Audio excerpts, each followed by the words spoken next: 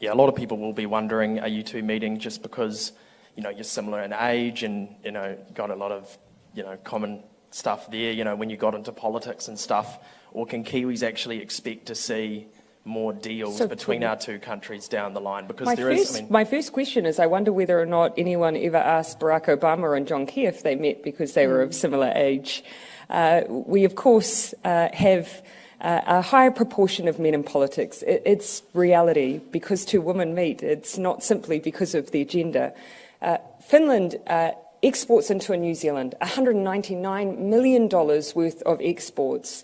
They have particular technology in companies like Nokia, biofuels, even basic industrial wares that we use in our buildings. You won't be aware that a large number of our elevators come out of Finland, agricultural machinery. New Zealand, on the other hand, is trading about $14 million worth, and it's mostly in wine and beef.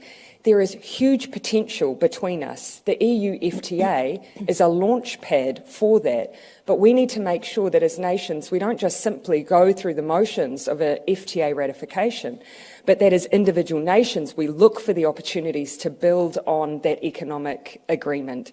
So for me, this is timely. Next year we're looking to progress that FTA.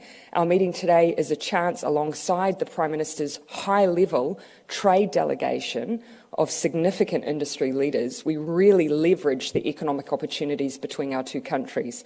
Little would be known about the depth of that relationship or the potential of it, but it's our job to further it, regardless of our gender. Yeah, we are meeting because we are prime ministers, of course, but as Jacinda said, we have a business delegation with us. We have a lot of things in common, but also a lot of things where we can do much more together. One of those things are technologies. I really worry about the dependencies that we have right now on authoritarian countries when it comes to new technologies, the digital infrastructure in our societies, and also the natural resources that we are dependent on. We have to make sure that we are not building the same traps when it comes to new technologies and digital solutions that we have right now in Europe when it comes to energy from Russia. So we have to make sure that we have the value chains, that we have the cooperation between democratic countries, especially when it comes to knowledge, know-how, new technologies. And I think this is one of the main issues that we will continue discussing later today at dinner.